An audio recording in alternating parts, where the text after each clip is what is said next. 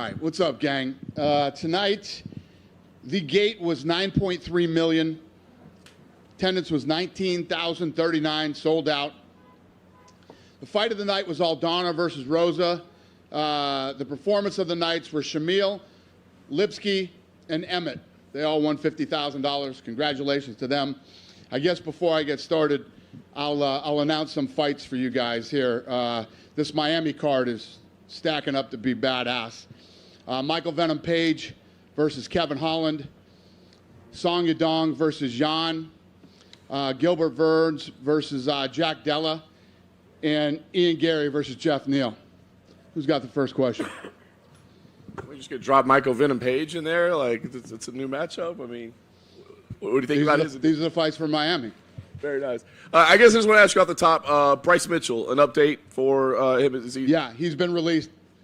He's good. Sure he's not great, but he's good. Yeah, he's good. He's healthy.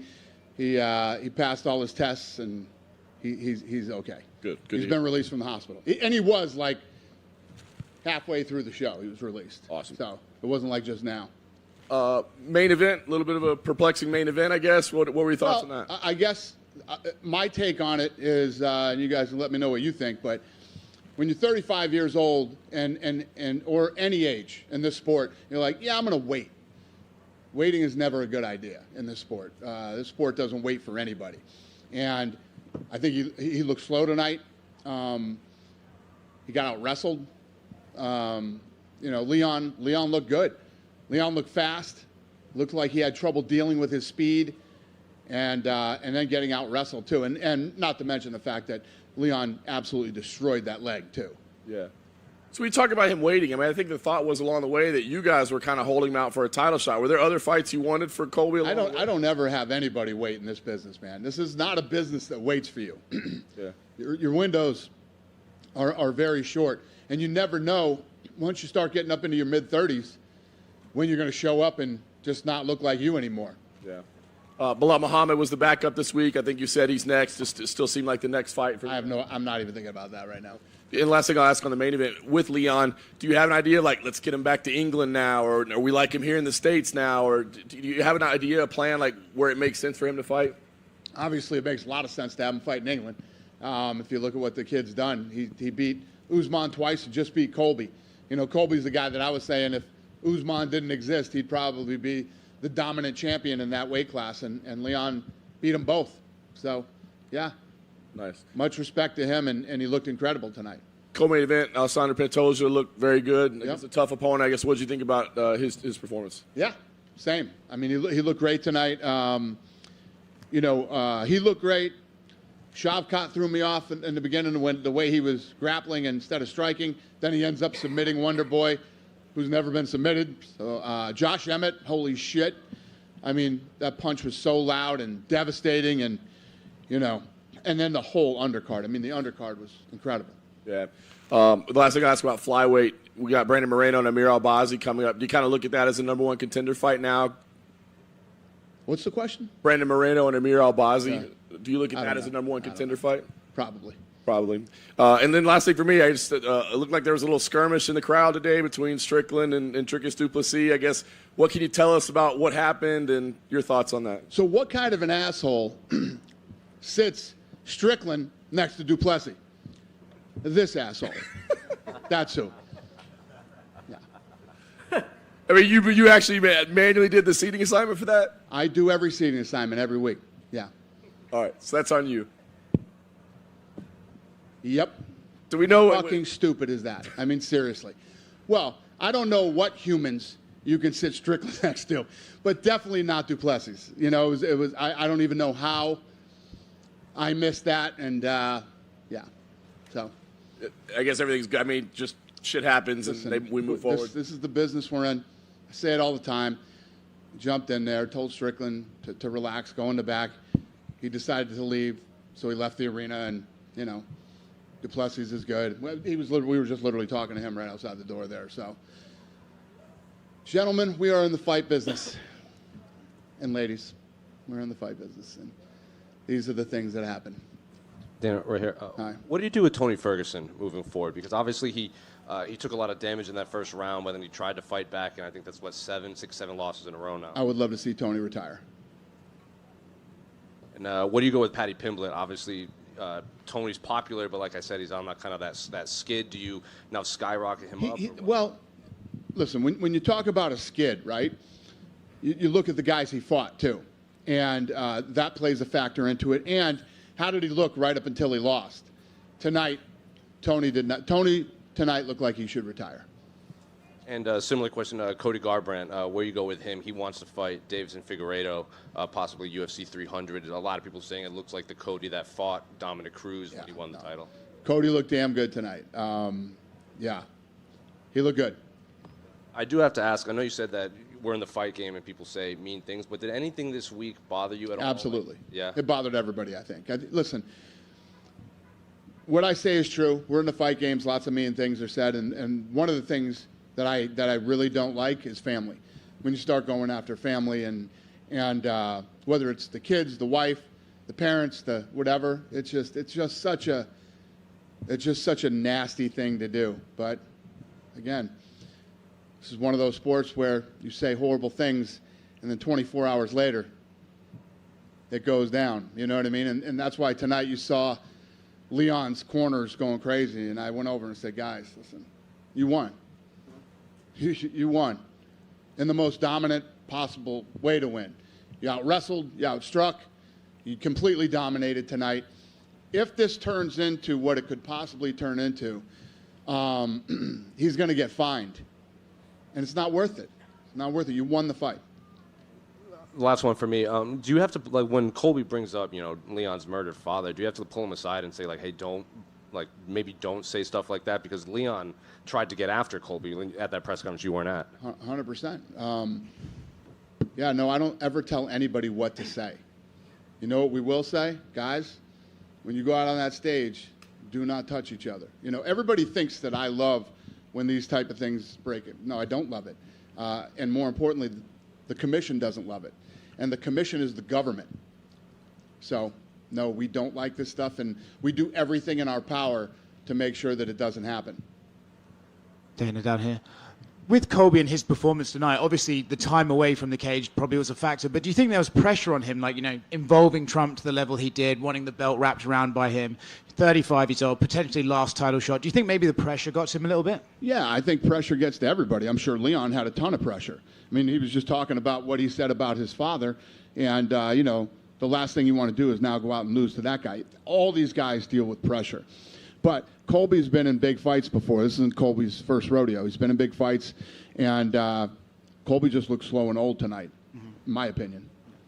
Did Trump give his feedback on Colby's performance? No, I think everybody felt the same way. I mean, he got out-wrestled by Leon tonight. What did you make of that from Leon? Just the fact he wanted to do that as a statement. It was kind of his way of getting back at Colby for the words, right? Were you admiring that, or do you think, hey, that's a risk against a guy who could out-scramble? No, I would imagine that, if you look at Leon Edwards' last 3 fights, he's going up against 2 of the best wrestlers probably ever in the division, right? I mean, off the top of my head. And I'm sure he's been wrestling his ass off, and it really showed tonight. With the Strickland-Duplessis thing, were you at least grateful that Sean asked the kids in between them to move out the way first? I didn't know that. That's awesome. And last one from me. Could you step aside so I could assault this gentleman, please? Thank you, children. Yeah, no, not good. I was bummed out there were kids at the press conference that day. You know what I mean? Yeah. Wild week. Last one from me. Just talk about MVP signing with the UFC. What you expect from him in that fight with Kevin Holland? I think it's going to be great. I mean, that's why we made that first matchup. That's a fun fight between 2 guys who let it all go. It's a good one. Hi, Dana, right here. Yep. I'm just curious. Aljamain Sterling tweeted that he had tickets tonight and that they got pulled. I'm wondering if you know anything about that. Well, they were tickets that he was with a sponsor.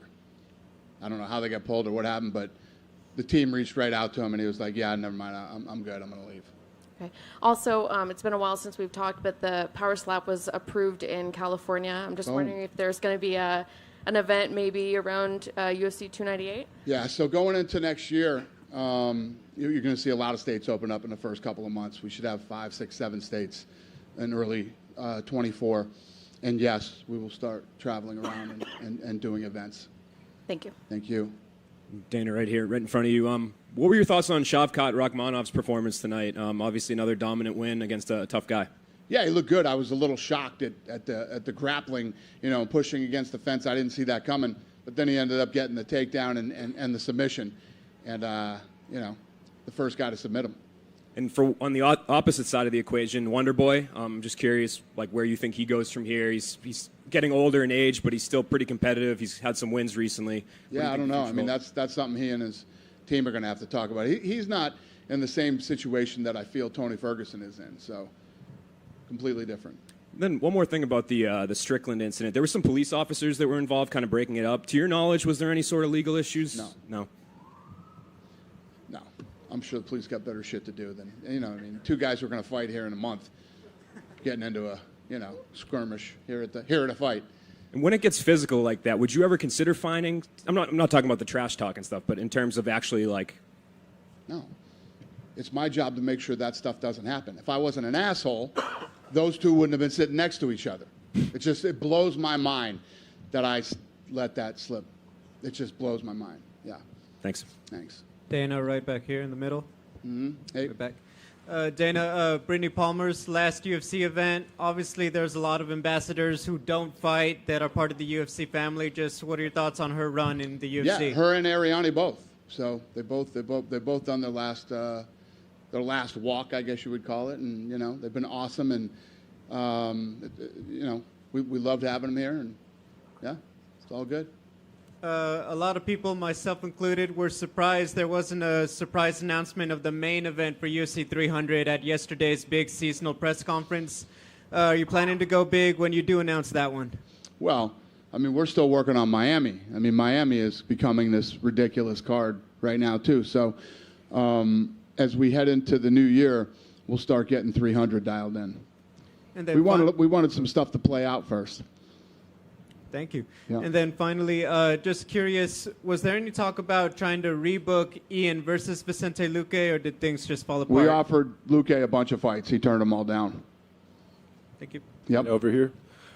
Obviously, your newest matchmaker, Joe, he had a fight play out today between Cody Garbrandt and Brian Kelleher. I guess, how'd you have that fight?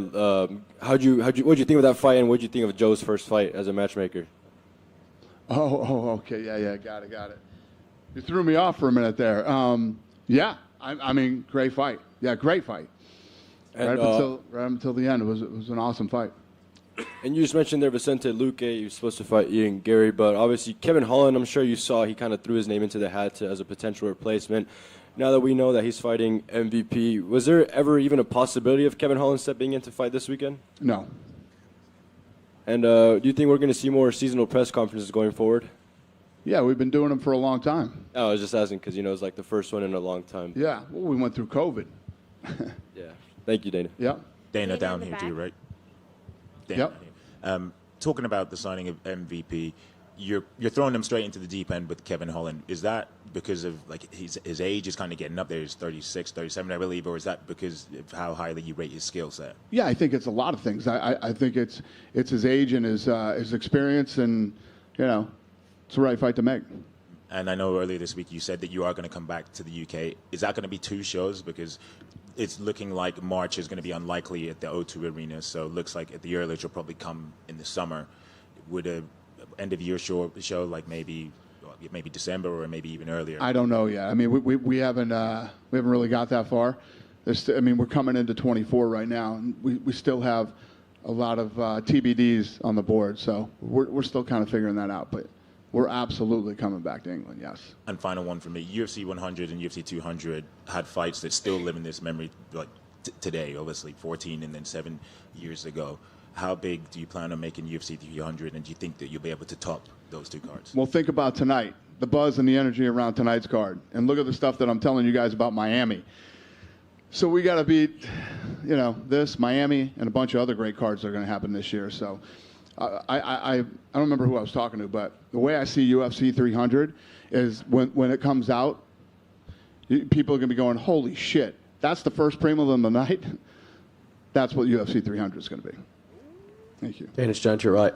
There's a popular streamer online called Neon, and he said he was banned from the arena tonight, specifically by... He said he was banned from the arena? No, what happened is he said some stupid shit on Instagram, and, he bought tickets so he wasn't anywhere close. When you start saying stupid shit like that, yeah, you're probably going to get busted up and thrown out of here, making threats and talking dumb shit, looking for clout. I believe he said he was going to... I don't care what he said. I think he said he was going to confront Donald Trump. I don't care what he said. Did he? Well, he wasn't able to. He's this fucking tall, too. You know that? Fucking punk. Thank you. Yeah. Nice Dana, talking to you. Dana, just Yeah. on the left here. Yeah. Islam Makhachev has spoken about potentially going up to face Leon. Is that a fight you're still interested in making? And did you get the chance to talk to him and get his thoughts on the fight? What's the question? Islam Makhachev has spoken about wanting to face Leon and moving up. Is that a fight you'd be interested in making him? And did you speak to him and get his thoughts on the fight? Yeah, I had lunch with him a couple days ago. And we didn't really talk about fights. We talked about family and all kinds of other stuff. So I don't know. I'd like to see him stay at 55 and yeah. And you just spoke of Neon, who's a content creator. You're a big supporter of content creators like the Nelk Boys, Nina, for example. How important are content creators for you in getting a younger eyes and a larger audience eyes on the sport? Yeah, listen, my whole blueprint over the last year and a half has been all about that. So I'm very into it and have a lot of great relationships with a lot of these creators. Awesome. Thank you. Yep. Hey, Dana. In the back. Yep. In the back. Dana, right here? Yep. No, back here. Oh. Sorry. Hi. Hi there. So you made some announcements about fights for 2024. A few months back, you also talked about the Sphere and booking it for Mexican Independence Day weekend, making that the biggest combat sports event in history in that arena. Callum Walsh was here tonight. Is it possible that would be a crossover event? Would you have MMA and boxing in an event, or are you booking Callum for something in Las Vegas? Yeah, I would never do a crossover event. I would either do boxing or I would do MMA. And I don't know if I said it would be the biggest event ever, but it will be the best. That's what I said. It will, creatively and what we're able to do inside the Sphere, it'll be the best combat sports show you've ever seen, and definitely very unique.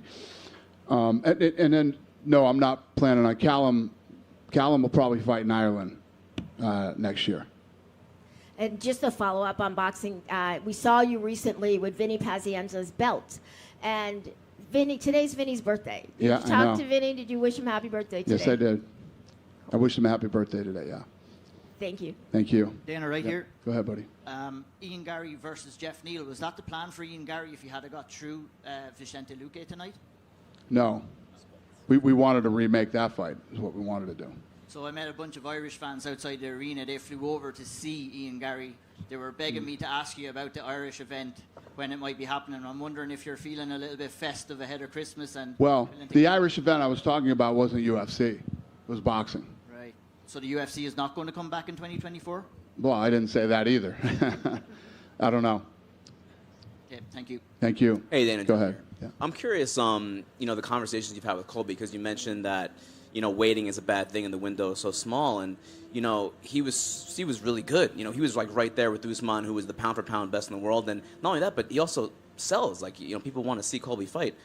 Did you give him the indication of like why he hasn't, he's had these bouts of inactivity? That's actually a good point. One of the things, this gentleman over here, I think, asked me about or one of you two, about what's too much and when it comes to the trash talk. After that press conference, or during, in the middle, or whatever, pay-per-view shot up 25%. Literally, you can literally, and it wasn't like they were, like our analytical team was basing it off YouTube views. They were basing it off actual pre-buys while the press conference was going on and ended. 25%. Globally, too. Not just on, ESPN, globally up 25%, which is fascinating, absolutely fascinating. So he was also leaving money on the table in a sense too. By not fighting more often, he was leaving money on the table. Well, I mean, you see guys that want to wait. I mean, Chandler's waiting right now, and I mean, there's a whole laundry list of guys that I could say are waiting. Colby wasn't waiting for Conor. Colby was waiting for something else. Yeah. Well, no, he's waiting for a title shot. Yeah. You've made your feelings pretty clear about PFL and Bellator, but I'm just curious about your opinion about the loss of another major promotion. Some managers have kind of expressed their concern on social media, like there's fewer fights for some of the fighters who are not in the UFC now. You mean Bellator? Bellator going to PFL? Yeah, Bellator kind of going away essentially. Yeah. Is that a bad thing for kind of the state of? It is a sport? bad thing, You guys ask me loaded questions, so that I will. I'm asking around. No. I'm not talking about you. Guys will ask me loaded questions to push me and to get me to say what I want to say. So what I will say, so you can get your fucking clickbait that you need and want. But yes, it's a bad thing. It's not a good thing for there to be less options, not only for fighters to fight, but guys who are coming up to have less options. So yes, it's definitely not a good thing. Thank you. Yep. Hey, Dana, back here. Yep. Back with Shavkat Rakhmonov. With his performance tonight, the fact that he's 18 fights, 18 finishes, exciting. Seems like the crowd loves him. Like he was the only foreigner that wasn't booed tonight. Is there a chance that he can leapfrog Bilal and get that title shot? I know timing's everything. You don't make fights, but is he in the conversation? Yeah, I mean, the guy's undefeated, and everything you said is on point. Yeah, and right here, right now, I have no idea. We got to get back in the room and talk, and we're dark here for next few weeks, so we'll get a lot of shit done here through the holidays. Do you happen to know Trump's reaction to Colby's performance? Did what? Do you happen to know Trump's Well, I mean, like I said, I think he felt the way everybody felt. I mean, I don't know what you guys' opinion was, but mine was that he looked really slow. He had a hard time handling the speed. Could never really get off because of the speed, and even got out-wrestled. So, he didn't voice anything. He waited till Colby spoke after the fight and wanted to hear his, his interview. But no, didn't really have much to say. Colby was saying that if he had won, Trump would have wrapped the belt around him. Is that true? No. And then finally, Do you think Secret Service is going to let him get up there in the middle of the octagon? I mean, I'm pretty, definitely not. I'm pretty gullible. 2023 is wrapped, and 2024 is coming. Is there a specific fight, specific fighter, specific moment of this year that that I guess you would remember from this year? No. The problem with me is that I'm one of these guys, like you guys like to ask me lots of questions about, legacy and the past and the this and that. I don't ever really even think about the past. I'm always thinking about right here and tomorrow. I'm always looking forward. Maybe I should be a little more nostalgic and look around sometimes and think about stuff, but I don't. I'm always thinking about what's next. Thank you. Thank you. Dana, I could kind of see your take on this question kind of already, but was there an event that you were just kind of stands out to you from being a part of this year, or is that the same answer for that one too? What's funny, man? I feel like every one of our events are always awesome. I mean, every time we go to MSG, the last Miami show was incredible. But I love the Contender Series, man. We're sitting in the office, and literally everybody gets up to leave to go to the Contender Series, and I love those fights. I love that show, and I love those fights. That's like my highlight of the year, are those fights. And I like what's at stake, and that it's live, and it's right here, right now. Who are you, and what do you got? It's just everything about the Contender Series I love. For sure, yeah. Always put on great fights out there. And like you said earlier, you'd like to see Tony retire. In case he does go up to you and say, I want to continue, are you guys going to offer him another fight, or is that kind of like a let's sit down and talk about it? Yeah, listen, Tony's been an absolute warrior and a dog in this sport, and, I don't want to disrespect him by publicly talking about him retiring, but I would love to see him retire. That's really where my head's at. Dana? Yep. First of all, congrats for 2023 season. Thank you, buddy. In terms of money, like as a business, this season, 2023, was one of the best in the UFC history. Yeah. So what continues to happen is, and when you think about COVID, right? When we came out of COVID, think about all the places that we still haven't been in years now, that are still, like when we roll into Toronto, Canada again. We haven't been there in years. I haven't been there in years. That's for sure. And Toronto's always a fun spot. Always great fans up there. The energy and the buzz up there. And I love the city of Toronto. So as we start to go into these other markets, let me give you an example. Ioli hits me up tonight, and he's like, "Hey, what's the gate? What's it going to be?" And all this shit. And I told him, 9.3 million. He's like, "Wow, I didn't realize the gate was that big," and whatever. Where does that rank all time? Ranks number 15. So if you look at what's happened over the last couple of years coming out of COVID, these gates continue to go like this. I think you're going to see that in 24 too. So we go into these new territories, call them fresh territories that we haven't been in a while. Awesome. Talking about territories that are not that fresh, like Brazil. In 2023, UFC went to Brazil twice. Yep. For 2024, how many events can we expect in Brazil?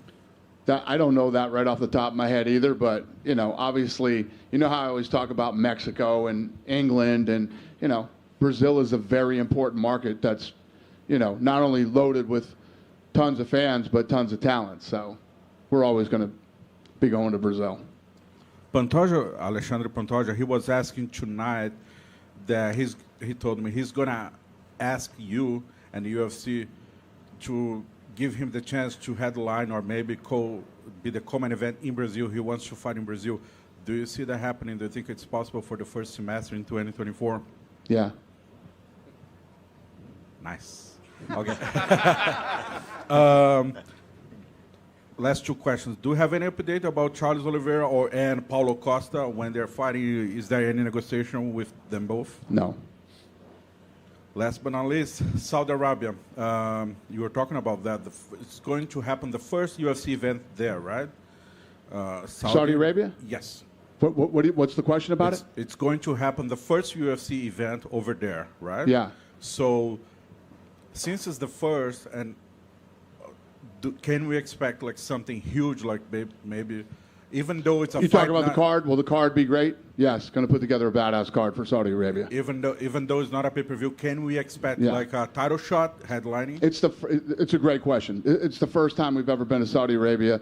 Obviously, those guys operate at a very high level, and we will bring a not typical fight night to Saudi Arabia.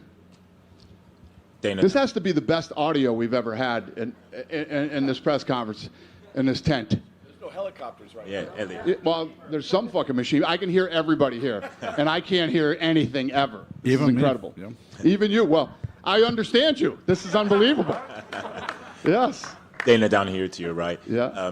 You talked about new territories, and every time I speak, I always ask you about UFC Africa. I know that's something that you said that's going to be a bucket list thing for you. Yeah, it's super important to me. Can you provide any So, timeline for so that? here's the thing when we talk about UFC Africa, right? Dreykus, he's South African.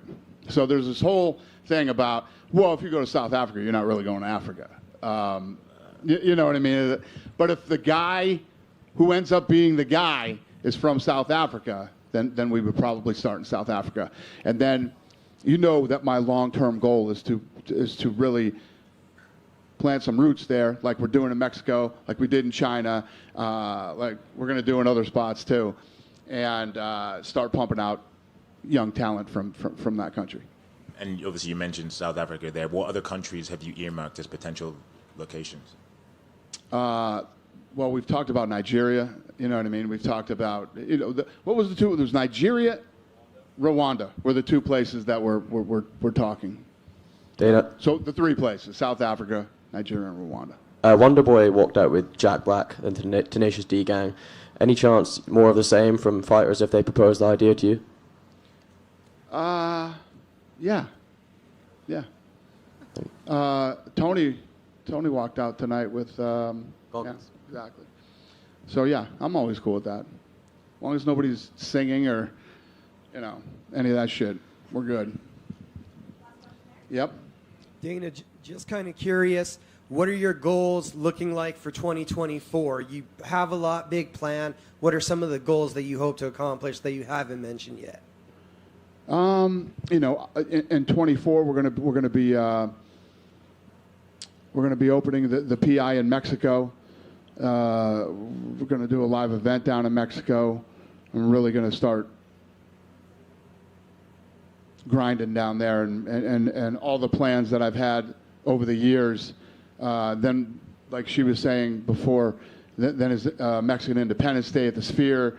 And as I'm working on that thing now. As I get more, I guess as I get my shit together, I will let you know more about how that thing's going, because I got all these plans for it, but I'm working on it right now. So Mexico is huge for us next year.